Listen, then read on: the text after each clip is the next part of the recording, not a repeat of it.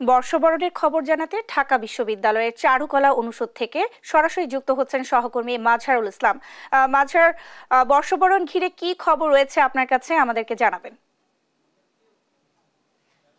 আপনাকে ধন্যবাদ। আপনি যেমনটা বলছিলেন যে পহেলা বৈশাখের উৎসবকে কেন্দ্র করে কিন্তু আজ সকাল থেকে ঢাকা বিশ্ববিদ্যালয় এরিয়াতে নানা ধরনের উৎসব পালিত হচ্ছে। আপনি জানেন যে আজকে সকালে রমনা বটমূল থেকে পহেলা নববর্ষের উদযাপন শুরু হলেও বাংলা নববর্ষের সবচেয়ে আকর্ষণীয় যে প্রোগ্রামটি সেটি মূলত ছিল মঙ্গল শোভাযাত্রাকে কেন্দ্র করে। সকাল ৯টায় মঙ্গল শোভাযাত্রা বের হয়ে সেটি ইতিমধ্যে শেষ হয়ে গেছে এবং সকালে আমরা যে ধরনের ভিড় দেখেছিলাম সেটি কিছুটা কমে গিয়েছিল।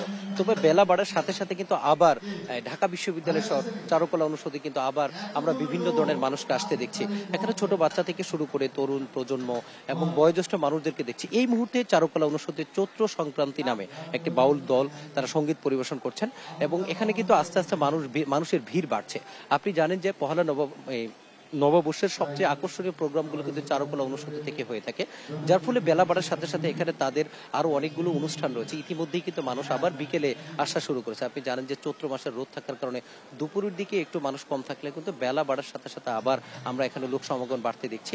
আমরা সকাল থেকে আপনাকে বিভিন্ন ধরনের খবর জানাচ্ছিলাম। টিএসসিতে আমরা দেখেছি পহেলা বর্ষ এই নববর্ষকে কেন্দ্র অনেক মানুষ জমায়েত হয়েছিল এবং আমরা একটু আগে বলেছিলাম যে শাহবাগে কিন্তু এই নববর্ষকে কেন্দ্র করে একটা সুন্দর মেলার আয়োজন করা হয়েছিল। সেখানে আমরা গ্রামীণ ঐতিহ্য দেখেছি, গ্রামীণ বিভিন্ন খেলনা দেখেছি এবং সেখানে কিন্তু বিভিন্ন ছোট বাচ্চারা সেগুলো কিনতেছে, তারা কিন্তু খুব তাদের আনন্দ এবং উচ্ছ্বাস প্রকাশ করেছেন।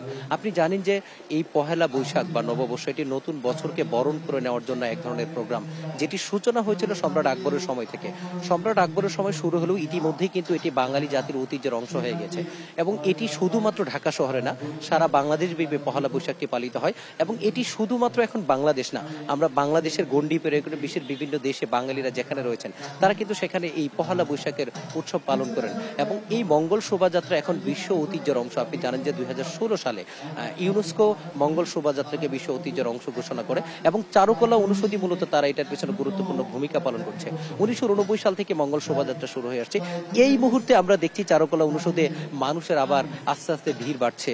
মূলত এই যে বাঙালির ঐতিহ্য, বাঙালির সংস্কৃতি, এগুলোকে ধরে রাখার জন্য কিন্তু বাঙালি জাতি প্রত্যেক বছর এই বর্ষবরণ অনুষ্ঠানে যোগ দেয়। আপনি জানেন ঈদের পরে যোগ হওয়ার কারণে মূলত এই বাঙালি নববর্ষের এবারের উৎসবটা আরেকটু ভিন্ন মাত্রা পেয়েছে এবং মানুষ এখানে স্বতঃস্ফূর্তভাবে অংশগ্রহণ করছে এবং তারা তাদের বাঙালির ঐতিহ্য ছোট বাচ্চাদের শেখাচ্ছেন এবং তাদের একটাই প্রত্যয় যে এই বাঙালি ঐতিহ্য আবহমান কাল ধরে টিকে থাকবে এবং এই বাঙালির যে ঐতিহ্য ছিল সেটা তারা ধরে রাখতে চান এবং তারা পরবর্তী যে প্রজন্ম আসবে তারা যেন বাঙালি সংস্কৃতি ধরে রেখে পরবর্তী দেশকে নেতৃত্ব দিতে পারেন এবং এই বাঙালি সংস্কৃতি সারা বিশ্বকে ছড়িয়ে দিতে পারেন, সেটাই কিন্তু তাদের প্রত্যাশা। এবং একই সাথে তারা এখানে আইনশৃঙ্খলা রক্ষাকারী বাহিনীর যে তৎপরতা সেটি দেখে তারা সন্তোষ প্রকাশ করেছেন।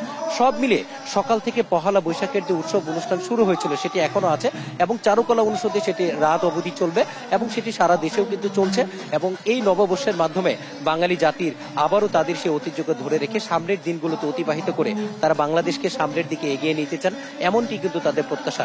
এই মুহূর্তে এখন যে প্রোগ্রামটি চলছে একটি সঙ্গীত পরিবেশন হচ্ছে, আমরা তাদের সাথে কথা বলেছিলাম কর্তৃপক্ষের সাথে, তারা যেটি বলেছেন এরপরে তাদের আরো কয়েকটি প্রোগ্রাম রয়েছে, সবগুলি মূলত বাঙালি ঐতিহ্যকে ধরে রাখার জন্য বাঙালি সঙ্গীত পরিবেশনের মাধ্যমে তারা মানুষের মনে, বিশেষ করে রাজধানীবাসীর বুকে তারা বাঙালি সংস্কৃতিকে জাগিয়ে তুলতে চান, এটি কিন্তু তাদের প্রত্যাশা। এবং আগামীর দিনগুলো বাঙালি মানুষের জন্য এবং পুরো দেশবাসীর জন্য এই যে সাম্প্রদায়িক মুক্ত একটি বাংলাদেশ প্রতিষ্ঠা করতে চায়। মাঝহার, আপনাকে ধন্যবাদ। দর্শক, বর্ষবরণের খবর জানাচ্ছিলেন আমাদের সহকর্মী মাঝহারুল ইসলাম।